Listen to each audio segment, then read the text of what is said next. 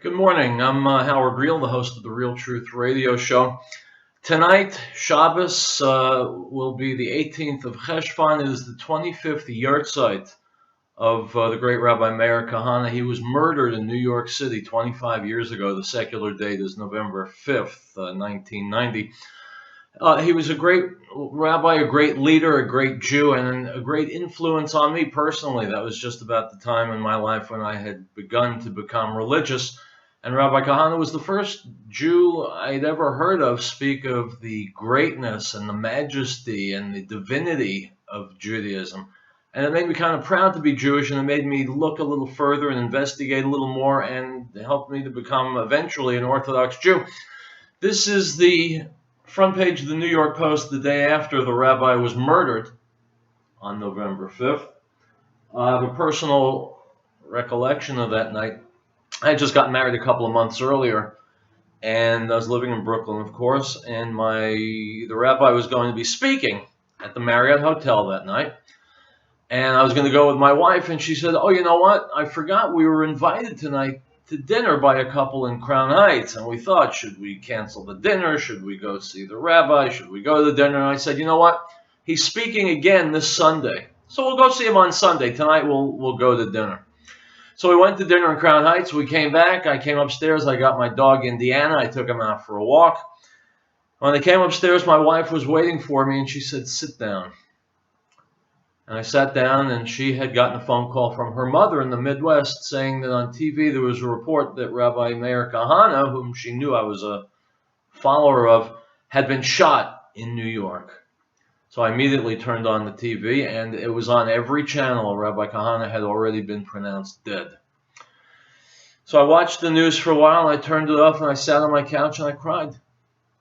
I cried not only because a Jew had been murdered, not only because a great Jew and a great rabbi, a great Jewish leader had been murdered, but because I knew that was it for Israel.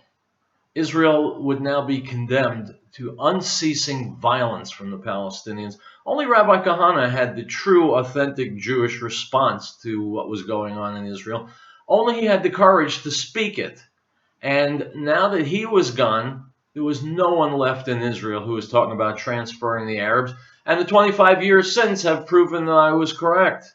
No one in Israel, even today, is talking about transferring the Arabs out. And until they do, until the Israelis do that, the horrifying violence will continue. There was another attack just this morning in Israel. So let me read you a very, very short, don't worry, I won't bore you, very short excerpt from Rabbi Kahane's book, Our Challenge, which you can get on YouTube, on Amazon, and I recommend you do. Lots of books by the rabbi that you can buy and read. Lots of videos of the rabbi that you can find on YouTube. I advise you to watch all of them and to read all of his books. Very short section from the final concluding chapter of Our Challenge. Rabbi Kahane writes the following. We are the sons of Abraham HaIvri, the one from the other side. And our rabbis teach us that it was the one man, Avraham, who stood on the one side of a belief while the whole world stood on the other, and who dared to say, I am right.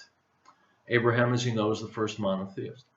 Noisy journalists and loud politicians are not always right, and neither is the majority necessarily.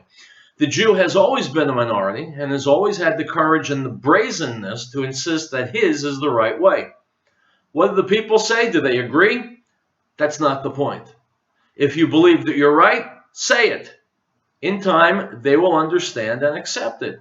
Yours is not to fear unacceptability or unpopularity, but rather to serve as a gadfly, as the one who knows what must be said and what must be done, and who says it and does it first, the one who gives the timid the courage to follow.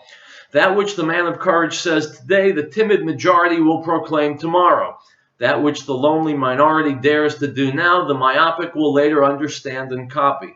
The man of vision has a task, to drag the unwilling up the path of greatness.